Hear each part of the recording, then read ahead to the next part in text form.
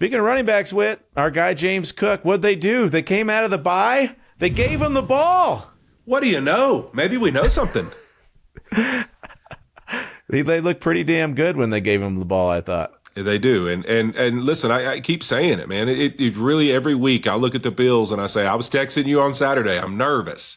Just because of who Carolina's kind of been every week, it's kind of, you don't know what you're going to get, but they do have some good D linemen. And it's like, man, if they don't lean on this run game and they don't lean on kind of the things to me that make them them, and that is, this is a Josh Allen and James Cook show. And everybody else are kind of players on the offense and they're role players and they have big parts. I'm not saying they're not a part of it. Like Shakir is obviously a huge part of these tight ends, trying to get them involved. But it's James Cook and Josh Allen. Like, this is who we need for the energy, for who we are as our identity. How many different ways can these two guys attack a defense? But unfortunately, Fitz, another injury on the Bills defense is going to hold Ed Oliver out a little bit. And that's the part that's going to scare me. I just don't know about the weapons they have on defense and if they're going to be enough when we get down to crunch time against some of these really good teams. Yeah, I put a bookmark on a tweet from, it was an interview that Josh did during the training camp, and I just went back to it to look at it to make sure I had the quote right, because I knew that for better or worse, it was going to rear its head during the season. And so what Josh said was, if teams want to play post high, he has to go win for us, he being Keon Coleman. And hopefully win enough that they'll go back to too high, and we can throw to Khalil Shakir and Dalton Kincaid and Josh Palmer.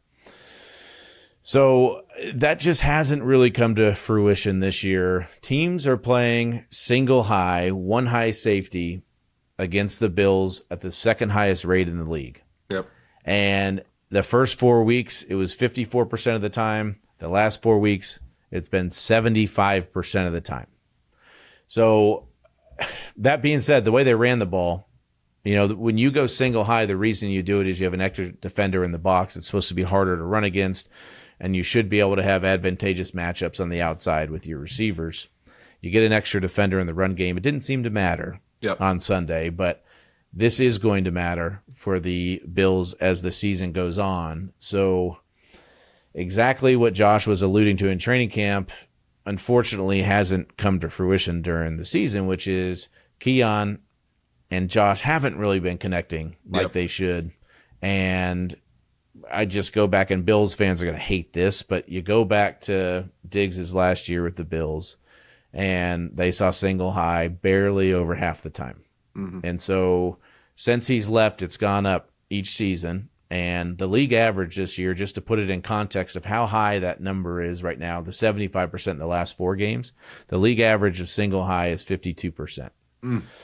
So this is something that they're going to have to figure out. You know, you can do things in the run game. RPOs can combat that a little bit because you can gain an extra guy, but it's going to rear its head, and they need more out of Keon Coleman on the outside in order to go where they want to go this year. Yeah, I agree. And that's why I say what I say about the defense is that if not, it puts too much pressure on their offense. You know, you have to have a guy like Keon Coleman take that next step and be a true weapon because they're going to have to outscore some people. That's just the bottom line. They're going to have to be able to score, you know, more probably pressure to do that than in years past. And defensively, if they can't stay healthy, that's going to really end up being, unfortunately, the thing that's going to end their season if they can't have growth there at that position. And you know, I think James Cook and Josh is the answer, but at some point, those other things have to come alive.